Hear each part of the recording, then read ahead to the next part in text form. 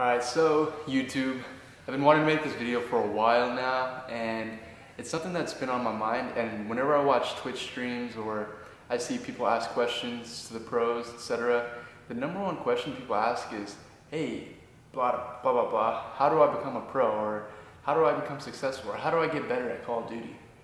And I'm not saying I'm the most successful player ever, but I've had like a small taste. I mean, I know I've gotten this far, and my best advice to those players who are at the bottom, those players who literally have no connections, no way to get on a top team or play with established players, is the first step to do is to find people you like playing with. Remember, at the end of the day, although this is a job for a lot of people, everyone starts off playing Call of Duty by playing it for fun, and you can't really do this for a living, and you can't keep doing it if you don't enjoy it. So you gotta find 3 other players who you just genuinely like playing with, you kind of get along with, and they gotta be decent as well, of course, in order for you to advance. But that's the first step. You can't really expect, top players to just want to play with you. So you gotta find those 3 players that you kind of mesh with, that are decent at the game, and you just get better together and see where you guys can go. And that's like the first step you want to take to kind of get your foot in the door. And after you establish that, what you really want to do is you just want to believe in each other, and you just want to work hard. And that's how I started. I started with real life friends. When I played Call of Duty, I had real life friends. I found people just randomly screaming, looking for on the game battles forums, and I found people who were good. I was like, hey, you want to play with me? And we just started talking and started getting along. And next thing you know, we're teammates. And the best way to keep doing that, or to get better, is to keep playing with these guys, learning, just bouncing ideas off of each other and working hard. And working hard is really underrated, because you never really know how much you can grow unless you try to just keep doing it. And so once you've found these players, and once you've got your practice regimen down and you've been working hard, what you really got to do next to get noticed is to compete at LAN events. And it's really hard nowadays, especially for young kids, to travel to these events and pay for themselves at first.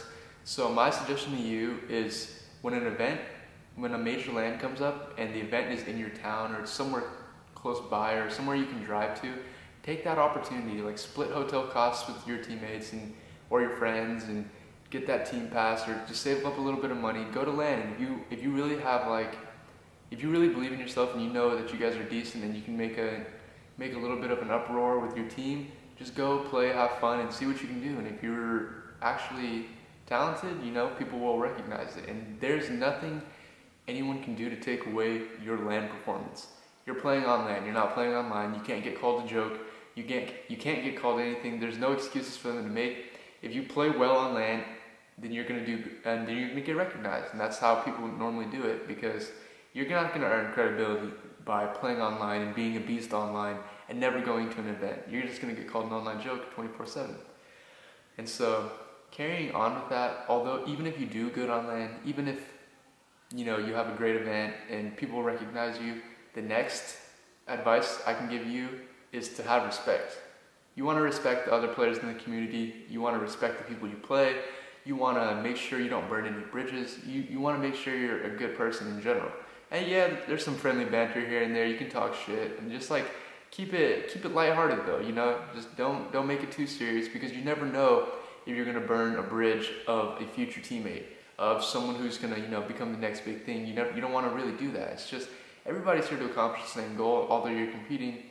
But at the end of the day, you want to keep your doors open. You want to keep your mind open. You don't want to be a dickhead to those guys who you could possibly be playing with in the future. And so, piggybacking off this piece of advice, I know Twitter is a wild thing. People love to troll on Twitter. People love to, get a little wild on Twitter sometimes. And my advice to you, if you're first coming up, is keep yourself civil on Twitter as well. Try not to make a fool of yourself. Try not to get on people's bad sides. Try not to be yet again a dickhead. Like, try not to tweet people some crazy stuff. Just be civil, be funny, be open-minded, be lighthearted. But at the end of the day, a lot of people look at your Twitter account, they base your personality off what you tweet and how you reply. And sarcasm is fairly hard to determine over the internet, so you gotta be careful, right? Sometimes you just might have to tell people you're being sarcastic or you're joking around, but make sure you keep yourself civil there. And so this last bit of advice I want to give is kind of irrelevant to the video of how to give yourself the best chance to be successful. And it's that everybody in the Call of Duty community really focuses on having a good shot or just having a really good, reaction time. That's how they're going to kill people, or they're just going to run around and kill people and just outreact their way out of every situation. Well, that's not really how Call of Duty works. Call of Duty's been out for almost a decade now, like a little under a decade competitively, and everybody now really should know how to shoot their gun fairly straight. The difference in separating a bottom tier player and a top tier player is their decision making. So you could sit there and warm up and shoot 1,000 bots before you play, but if you have the schnapper and you're not warming up your mind and you're not making the right decisions in game, you're just going to be putting yourself in terrible positions. You're going to have to outgun yourself out of a crazy gunfight. You're going to have to pick people off head glitches. You got to make sure your decision making is on point more so than your shot. So kind of just before like a major match or before a big LAN event or before anything, you really want to just relax, warm up your mind, make sure you're making those right decisions off spawn. You don't want to be spawning up and sprinting forward and just getting flustered. You want to, every time you're dead, look at your mini-map, analyze the situation, warm up your decision making. Every time you spawn up, you want to make that right choice, and sometimes you're not going to be on point that day. You might be a little out of it, but you want to be your best, and you want to play consistent. You got to always put yourself in the best positions on the map, and you always want to make sure your decision makings are good, and your communication has to be good as well. And communication obviously is really valued. And one way I kind of warm up my decision making and my communication is when I'm playing pubs. I'll just call out what I'm doing, call out everything I'm doing. I'll be like, it sounds kind of corny, but I'll just run around in pubs calling out what I see, what I do, everything. And it kind of helps.